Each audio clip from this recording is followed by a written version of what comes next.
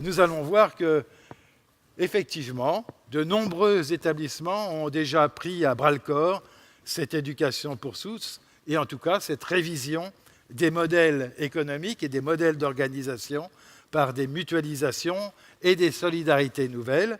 Et donc, nous allons entrer dans une première table ronde, et je vais inviter Céline Colombo à nous rejoindre pour cette première table ronde qui est intitulée « Établissement et modèle économique ». Et Céline Colombo, qui est en même temps directrice de l'ensemble scolaire Françoise Cabrini à Noisy-le-Grand, va nous présenter maintenant ses invités et va nous convier à voir comment les relations avec les collectivités locales, la montée de l'apprentissage, le développement de la formation permanente, de la formation continue, la présence des nouvelles technologies et du numérique, l'innovation pédagogique, eh bien, modifie profondément la gestion de l'établissement. Merci, bonjour à tous. Voici donc mes invités que j'ai la joie de vous présenter. Olivier Tranchant, vice-président et vice-recteur de l'Université catholique de Lille, et plus particulièrement en charge du secteur santé et sociale. Jean-François Desbonnets, chef d'établissement de l'Institut Nicolas Barré à Armentières dans le Nord et directeur du Centre régional de formation d'apprentis de l'enseignement technique catholique. François Bégard, nouvellement élu, qui a intégré hier le conseil d'administration en charge de la commission collège, chef d'établissement du collège L'Estonac à Carignan de Bordeaux en Gironde, et donc qui a mis en place l'annualisation du temps et qui a permis la mise en place, entre autres, d'un dispositif de l'alternance performant et qui met en valeur l'inclusif.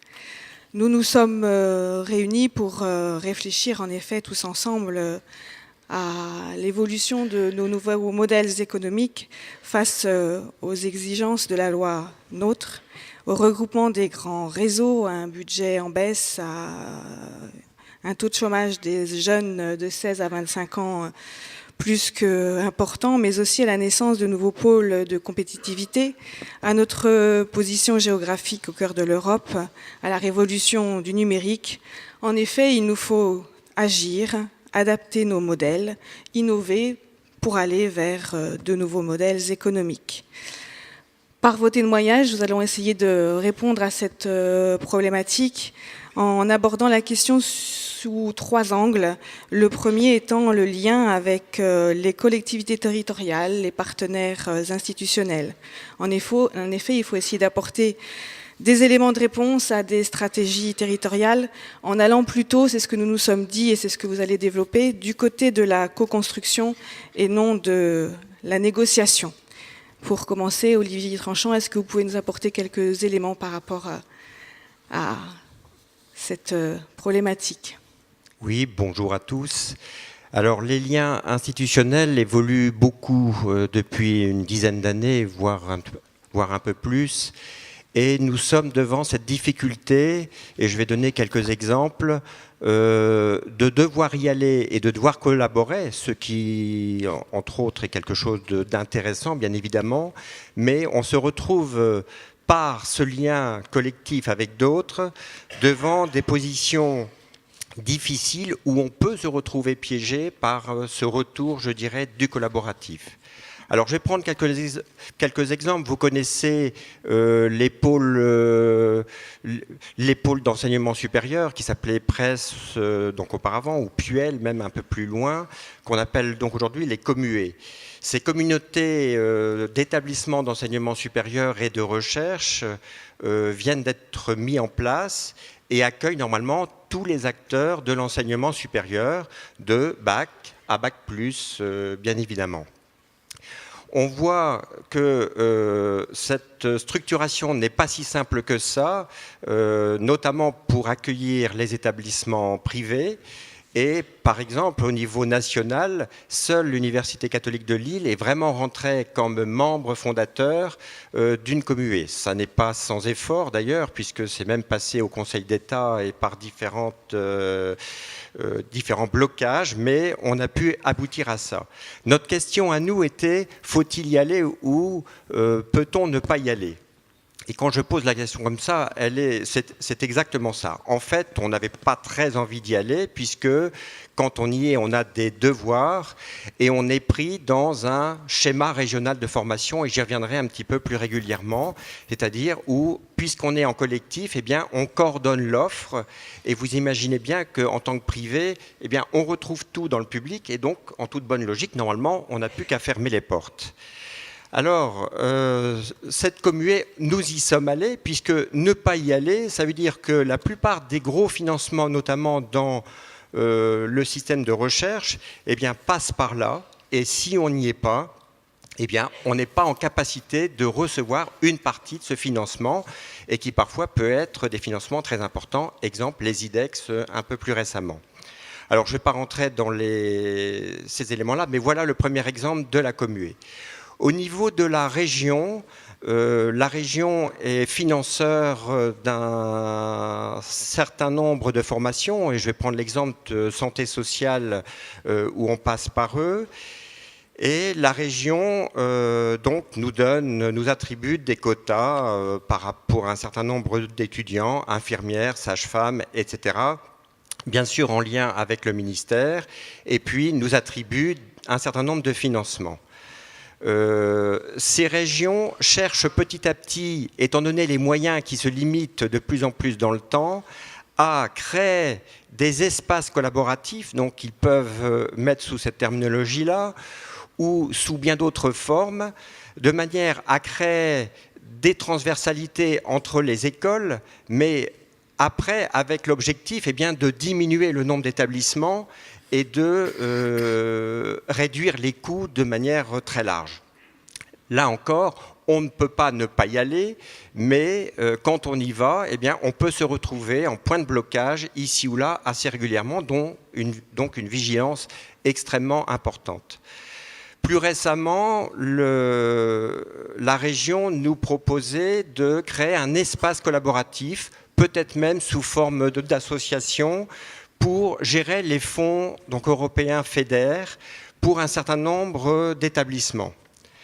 Là encore, sur le principe, c'est très bien de se positionner tous ensemble pour aller vers l'Europe, mais les financements, après, vont passer par cette structure intermédiaire, et là encore, on peut être perdant si la structure en phase montante de présentation de dossier ne nous retient pas et donc nous bloque, je dirais, puisqu'on met en place un certain nombre de modalités de fonctionnement collaboratifs, là, ici.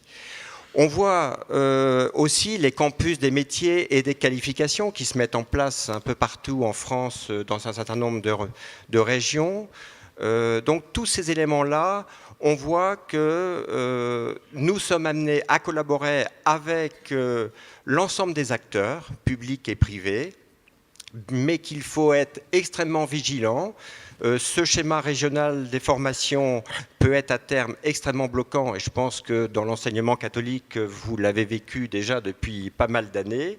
On y est là, nous aussi. Et il nous faut, pour cela, nous coordonner. Et donc, je vais en finir là.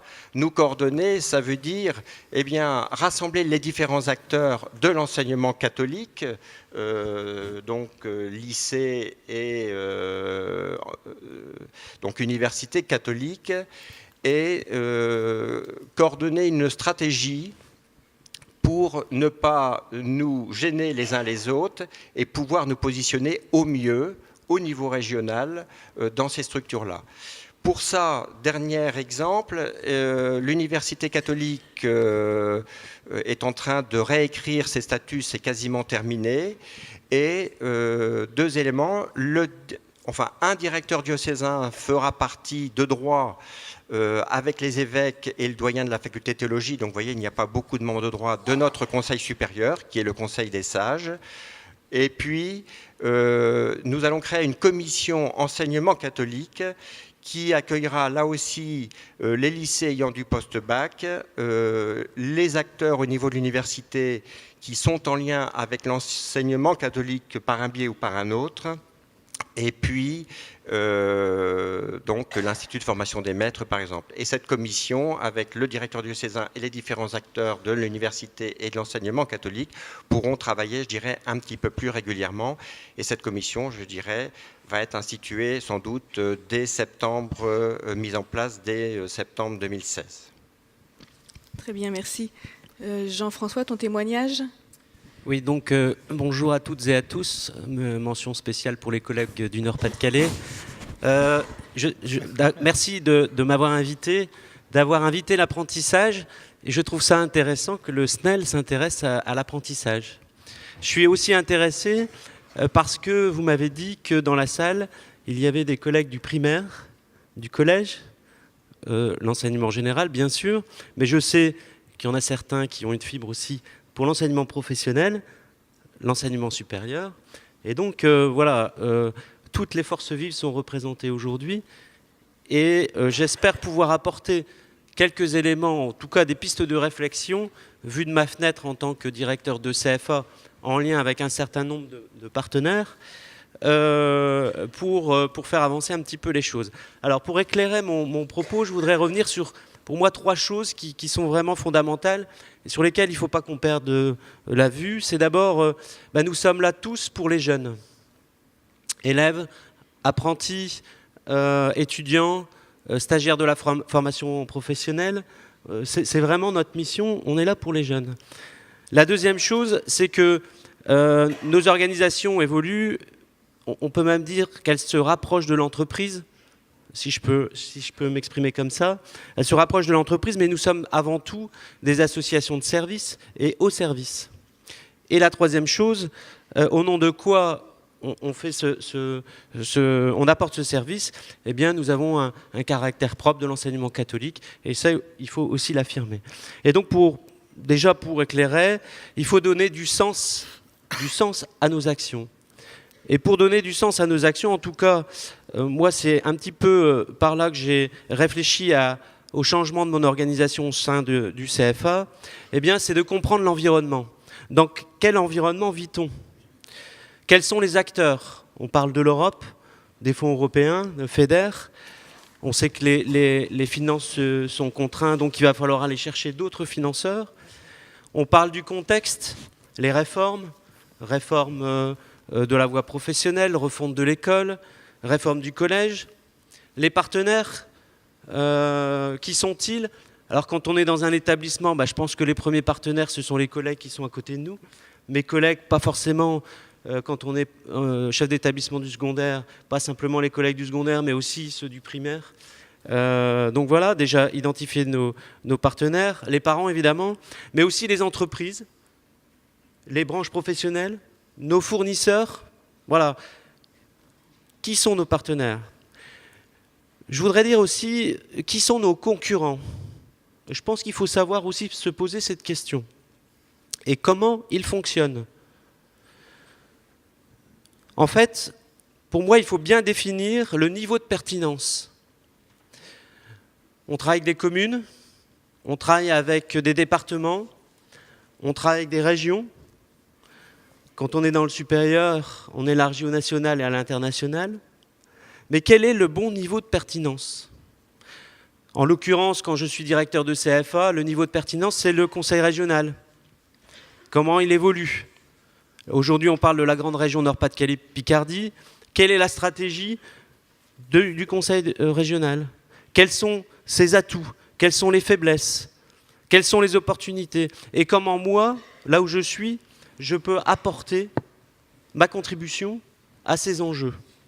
Ça me semble fondamental de bien repérer le contexte dans lequel on se trouve. Et pour ça, pour repérer le contexte, on a quelques outils. Alors, en ce qui me concerne, j'ai le CPRDFP, le contrat régional, le contrat plan régional des formations professionnelles, j'ai les COS, les contrats d'objectifs sectoriels, j'ai les regards croisés qui nous permettent de déterminer un peu les évolutions économiques et sociales, j'ai les observatoires de branche qui me donnent aussi des indications sur l'évolution des métiers, on a aussi des indicateurs avec l'INSEE. Donc voilà, on s'outille pour alimenter notre réflexion. Et à partir de cette réflexion, je pense qu'on peut poser quelques problématiques. Alors, je vous en propose deux problématiques. Comment répondre au mieux aux attentes des jeunes ou adultes pour assurer la continuité des parcours de formation et une insertion réussie? Au regard de ce contexte, bien sûr. Comment apporter une valeur ajoutée à nos partenaires et en quoi nos partenaires peuvent nous apporter une valeur ajoutée? Parce que je pense qu'en travaillant et de plus en plus en collaboration, évidemment, nos partenaires peuvent aussi nous apporter une valeur ajoutée. Donc comment répondre à cette problématique?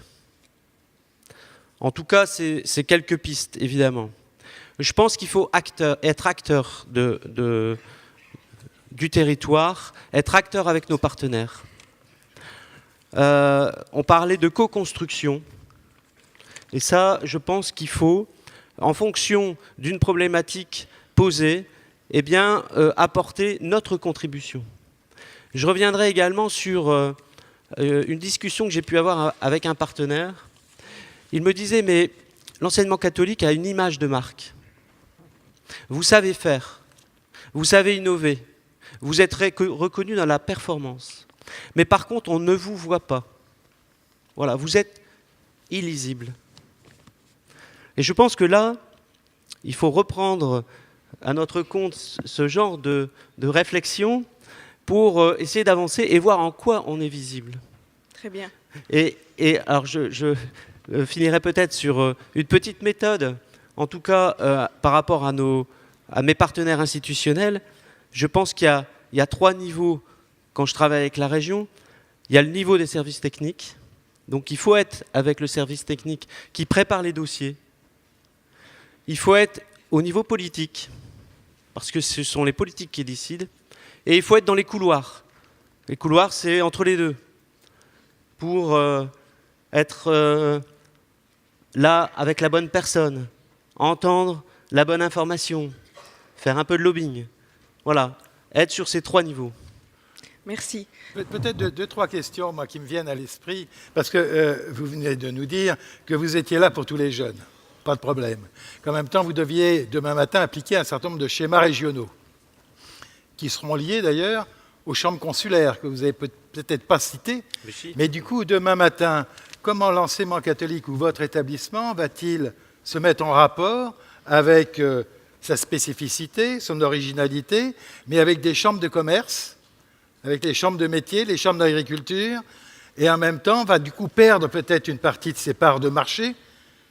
Donc comment vous ressentez cette perte inévitable, ou en tout cas ce positionnement qui ne sera plus le même demain matin, puisque vous dépendrez de toute façon et des collectivités territoriales régionales beaucoup plus qu'à l'heure actuelle, et en même temps de toutes ces clés, je dirais, professionnelles, notamment avec les chambres consulaires?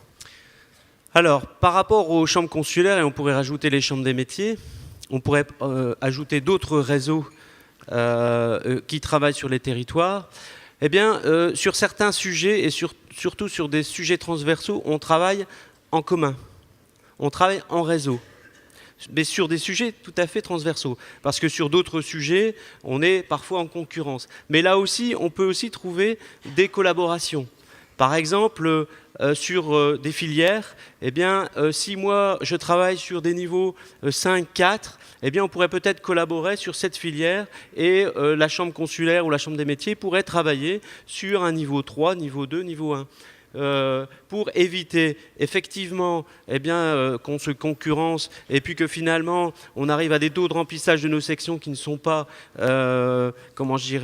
optimales et du coup vis-à-vis de notre partenaire du conseil régional c'est pas satisfaisant et donc on essaye de trouver ces zones de collaboration et donc par exemple je fais partie de l'association des directeurs de CFA de la région Nord-Pas-de-Calais où on retrouve ces têtes de réseau chambre des métiers, CCI, CFA du bâtiment, et on arrive à trouver ces terrains d'entente et de collaboration.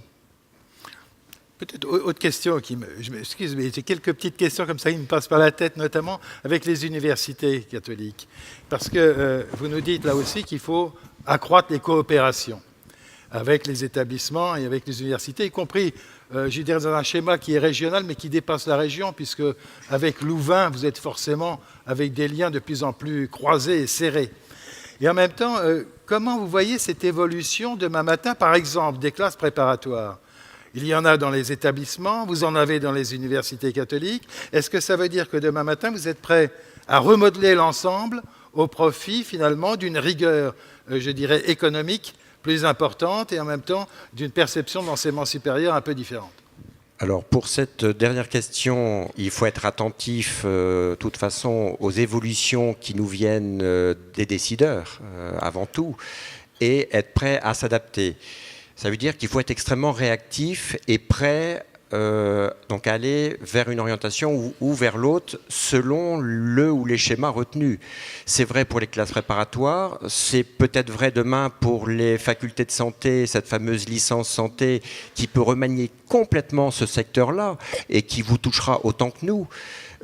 Donc ça veut dire qu'il faut être attentif, être dans ces couloirs, regarder tout ce qui peut s'y passer, apporter notre contribution et être en réactivité. D'où l'importance d'être tous ensemble à travailler et s'informer les uns les autres, quitte à ce qu'il y ait des débats parfois un peu difficiles.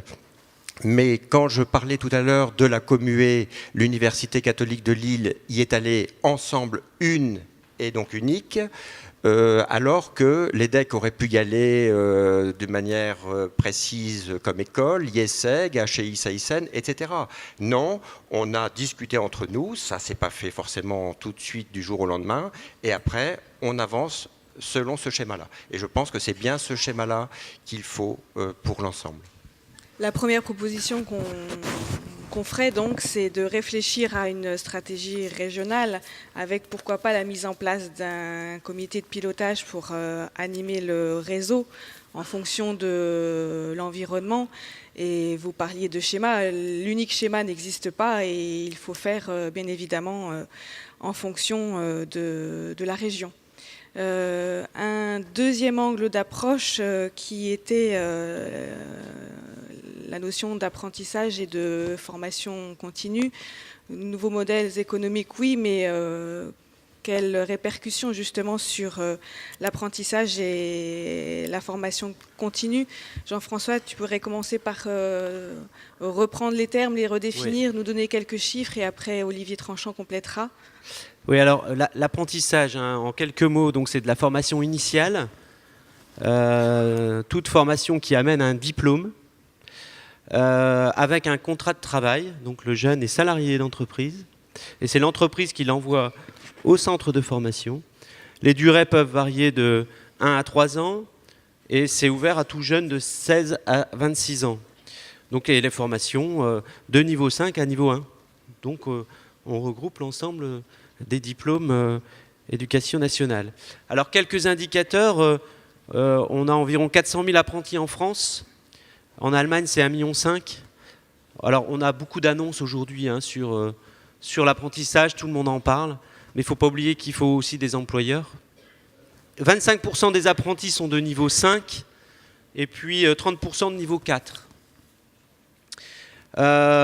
L'insertion, c'est environ 62% pour les apprentis. Par contre, ce taux augmente quand il s'agit de BP ou de BTS. On arrive à 80% d'insertion. En France, c'est surtout ancré sur l'artisanat.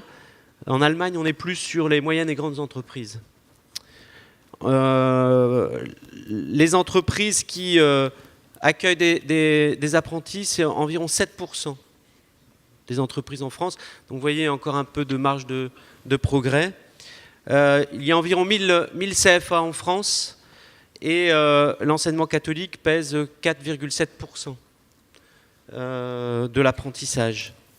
En Nord-Pas-de-Calais, on est à 21 500 apprentis, 33 000 maintenant avec la région Nord-Pas-de-Calais-Picardie, et l'enseignement catholique pèse 10% sur l'apprentissage. Bon, voilà en quelques mots des chiffres sur l'apprentissage. Pour la formation continue, Eh bien, on est bien sur la formation de jeunes ou moins jeunes qui n'ont pas de statut formation initiale, qui sont salariés d'entreprise ou demandeurs d'emploi, avec des durées de formation très variables, sur des diplômes, des titres, des attestations, voilà, avec des financeurs, pouvoirs publics, OPCA, fonds GESI, fonds privés. Alors nous, concernant l'enseignement catholique, on a quelques réseaux régionaux constitués. Par exemple, dans l'Nord-Pas-de-Calais, on a une organisation régionale qui s'appelle l'AREP, qui fédère 36 AREP dans la région Nord-Pas-de-Calais, et qui est surtout sur la commande publique. Voilà. Peu sur les salariés, parce que on a un cadre juridique également par rapport au chiffre d'affaires à effectuer, par rapport à la TVA, par rapport, bon, voilà, c'est un peu compliqué quand on est sur le secteur privé. Il y a des possibilités, mais c'est un peu plus compliqué. Très bien. Au niveau universitaire? Alors, au niveau de l'apprentissage, nous sommes liés pour l'enseignement supérieur à une structure qui s'appelle Formasup. Il y a une quinzaine d'années, on représentait à peu près 25% de l'apprentissage, mais c'était grâce à la présence de nos écoles, de nos grandes écoles, qui avaient pu se positionner sur l'apprentissage. On voit aujourd'hui, bon, ce taux n'est plus le même aujourd'hui. Pourquoi ? Parce que les universités publiques sont montées en charge. Mais notre gros problème donc aujourd'hui, c'est qu'on n'arrive plus à passer nos dossiers pour l'ensemble facultaire, les facultés, parce que les universités font blocage et ont la moitié des votes. Bon, ça c'est un point de blocage.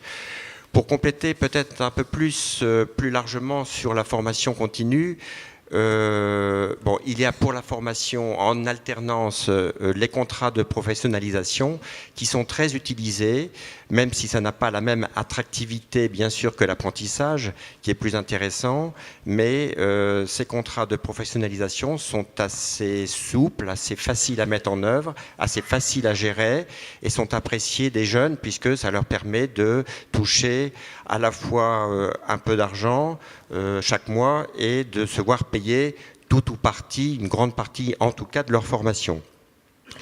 Sur l'aspect formation continue, imaginons qu'un certain nombre d'établissements se posent la question de faire de la formation continue. La formation continue est un vrai métier et peut avoir des retours économiques assez durs. C'est un vrai métier parce qu'il faut avoir un personnel très souple et très adapté à ce monde de la formation continue. C'est un marché concurrentiel. Il ne faut pas gérer ses heures de manière stricte, sinon ce n'est pas possible.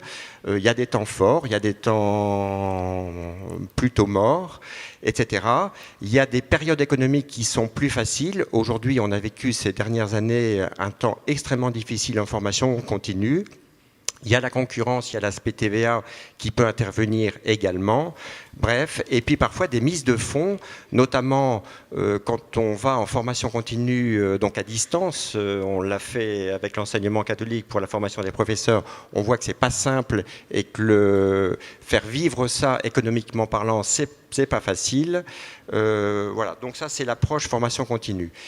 Si je devais dire une chose comme point fort, si on veut que cette formation continue fonctionne, c'est rentrer au maximum par la démarche donc RNCP, c'est-à-dire déposer au registre national des compétences professionnelles la formation que l'on met en avant.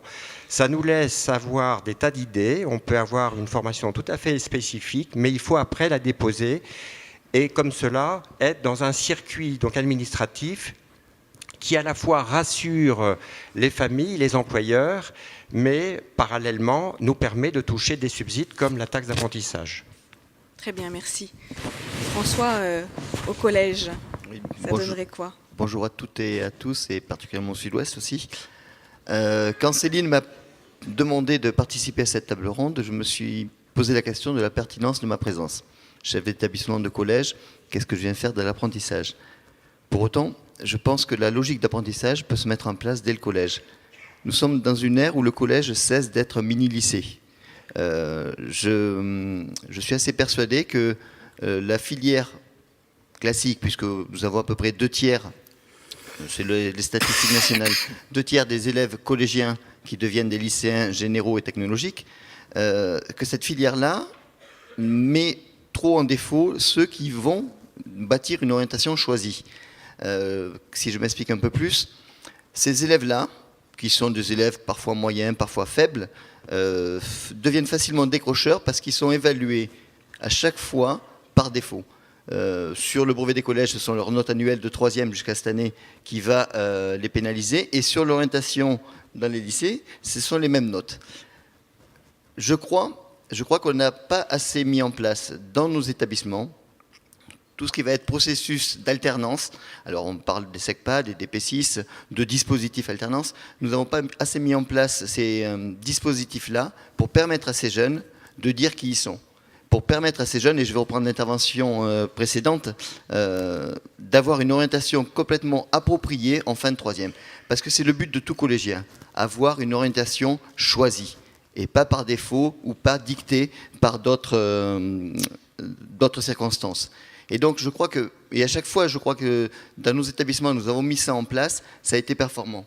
Donc il faut effectivement prendre en compte que ces jeunes-là peuvent bâtir un projet choisi, quelles que soient leurs origines sociales, quelles que soient leurs compétences. Ce projet sera d'autant plus choisi si nous les avons reconnus en tant que personnes.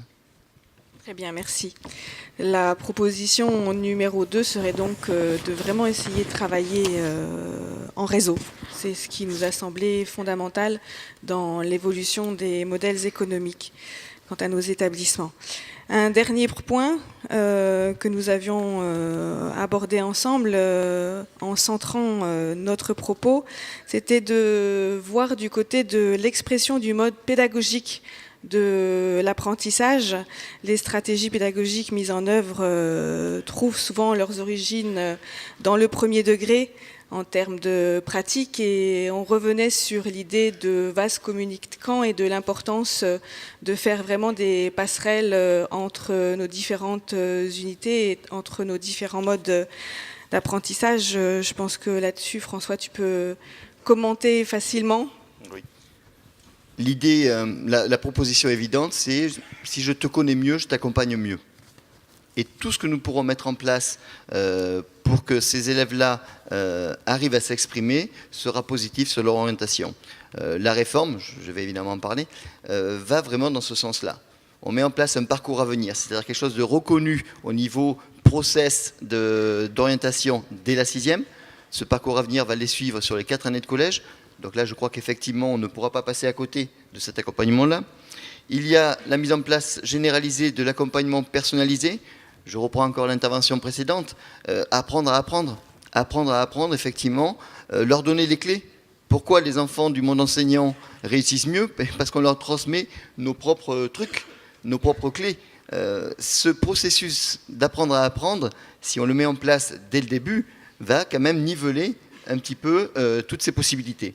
Et enfin, tout ce qui va être pédagogie de projet, dans cette réforme, et si je crois, et j'en suis convaincu, nous allons au bout de nos démarches, va permettre quand même l'émergence de toutes ces pratiques innovantes qui vont valoriser toute action individuelle.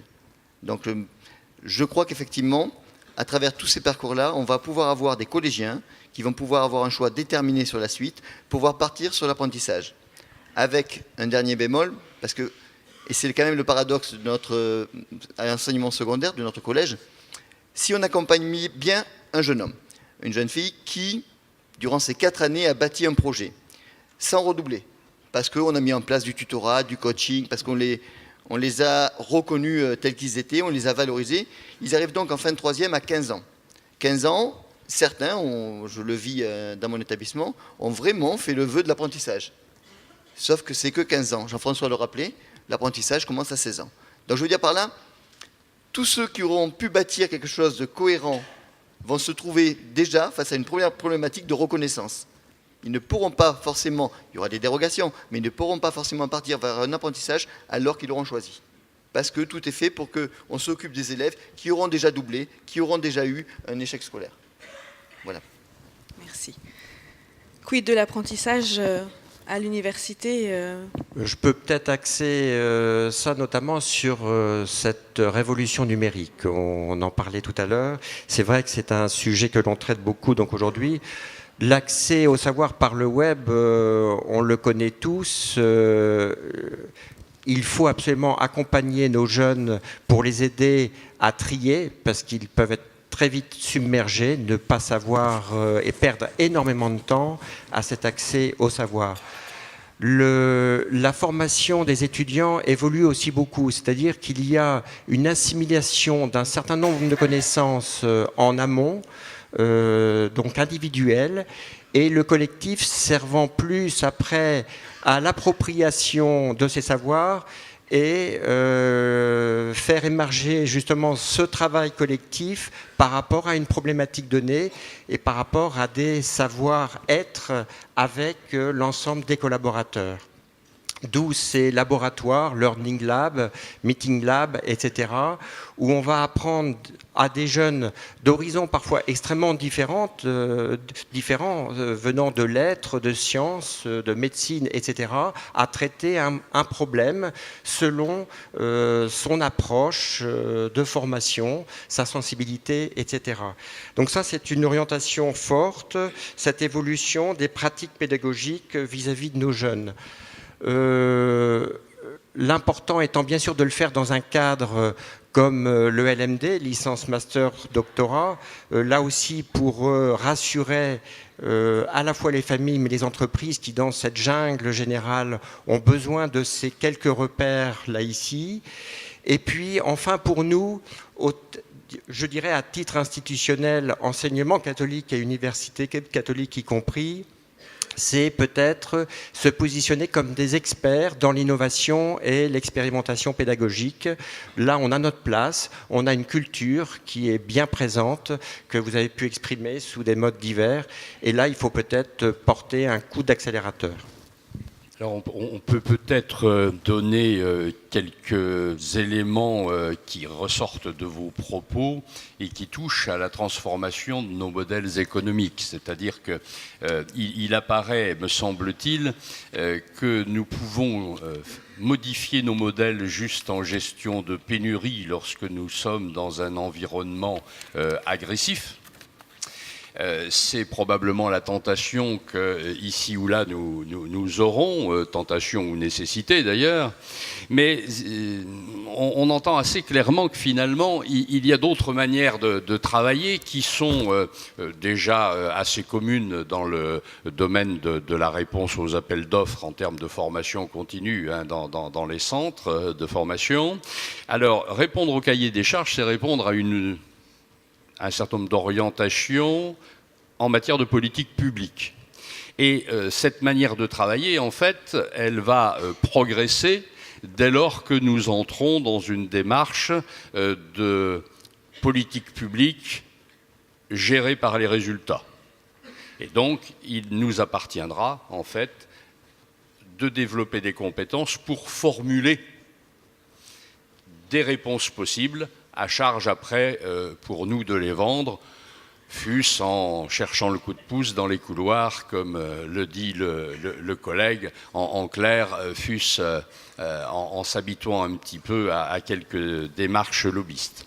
Mais je pense que qualitativement, nous avons une grande force et nous pouvons nous faire reconnaître. Quand on nous oppose le manque de visibilité, bien évidemment, c'est peut-être à intégrer dans la formation de nos modèles avec un peu plus d'insistance. Alors, ce qui me plaît encore davantage lorsqu'on va modéliser un peu nos établissements demain, c'est bien d'entrer en tant qu'acteur du territoire dans des processus de co-construction. Quand on arrive à ce niveau-là, c'est gagné. Donc ça veut dire que, et ça rejoint la question de la visibilité, ça veut dire que nous allons devoir construire, pour rendre nos établissements viables, des modèles dans lesquels nous devrons intégrer une forme d'ingénierie commerciale qui n'est pas forcément ce que l'on fait le mieux toujours jusqu'à présent. Mais c'est une transformation nécessaire. Alors, évidemment, les modèles tiendront compte des nouveaux environnements numériques, ça tout le monde le sait, et donc des offres spécifiques de formation. Mais j'aimerais quand même m'arrêter un petit peu sur l'idée du modèle économique en formation continue. Ça a été dit très justement, la plupart du temps, on répond à des cahiers des charges qui sont élaborés par les régions, en clair, hein, puisque ce sont eux qui font les appels d'offres. Et il y a peut-être, en matière de formation continue, à être un peu plus au fait de ce qui est en train de se passer, qui nous met en relation directement avec les entreprises, et sans forcément passer par les collectivités publiques. Je veux parler là des fonds qui sont gérés par les OPCA, et ça a été dit très justement pour l'enseignement supérieur avec des démarches d'accès à des fonds de professionnalisation. Ces règles-là sont en train de changer. Alors, ceux qui ont des centres de formation sont déjà en alerte, puisque vous savez probablement qu'à compter du 1er janvier 2017, il faudra être labellisé pour pouvoir entrer dans le processus de contrôle qualité dont les OPCA sont chargés par la loi du 5 mars 2014. Et donc, il y a là une transformation assez radicale du paysage, mais qui devra peut-être intégrer, pour les établissements en tout cas qui pratiquent déjà, là encore une transformation du modèle économique sur le versant de la formation continue. Et je lis en fait, ce qui démarre le processus d'orientation au collège à ce qui est en train de se transformer dans notre société en matière de formation continue. C'est-à-dire que nous avons là un continuum pour lequel l'enseignement catholique est particulièrement bien disposé, avec un certain nombre de structures multiples de l'école à la formation continue, mais aujourd'hui nous peinons peut-être un petit peu à rendre ça lisible pour être des acteurs économiques intéressants. Est-ce que ça veut dire que demain matin, on ne peut plus penser l'établissement comme étant uniquement un établissement scolaire, c'est-à-dire un établissement qui est lié par contrat à l'État, mais le penser d'ores et déjà comme un établissement multiforme, et donc demain matin, un établissement de formation permanente, continue, de l'apprentissage, de l'alternance, et puis de la formation initiale. Mais ça ne sera que l'un des aspects, autrement dit, la référence au BO du chef d'établissement ne sera que l'un de ces points de référence. Oui, alors il me semble que nous ne pourrons pas proposer un seul modèle. Ce serait bien évidemment s'exposer à laisser sur le bord du chemin beaucoup de structures. Néanmoins, là où c'est possible, on parle beaucoup de réseau et j'ose dire beaucoup trop. En fait, il faut passer à l'acte en matière de mise en réseau à la condition qu'en ligne de mire, nous ayons cette idée de construire une force de proposition qui nous révèle comme acteur incontournable dans un marché donné. Et le marché, il va en fait des entreprises que l'on sollicite pour nous aider, par exemple dans les parcours à venir au niveau du collège, jusqu'à la gestion en fait des actions de formation pour lesquelles aujourd'hui les branches professionnelles sont décisionnaires et pour lesquelles les processus de financement en fait seront ouverts si nous savons les lire et être en relation avec ces branches professionnelles, pas seulement la nôtre dans l'enseignement privé, même si nous sommes en train de mettre en place des portes d'entrée à ce sujet, mais en vue de permettre aux établissements qui vont sur ce marché de la formation continue, en fait, de pouvoir travailler pour d'autres branches et donc d'avoir la lisibilité et les partenariats qui nous permettent d'agir en formation initiale, qui nous permettent d'être en développement sur le secteur de l'apprentissage. Et c'est bien à considérer, me semble-t-il, comme un tout. Alors nous n'avons pas le temps, ici, ça n'est qu'une amorce, de bâtir un schéma complet, mais nous avons, je pense, à élaborer de vraies stratégies qui impactent évidemment nos modèles économiques. Si nous ne le faisons pas, nous gérerons de la pénurie seulement, mais un certain temps seulement. Très bien, merci. Décloisonnons donc, ouvrons nos portes. Ça serait peut-être le mot de la fin de cet atelier. Je pense qu'on est juste dans les temps. Merci bien et merci à vous tous.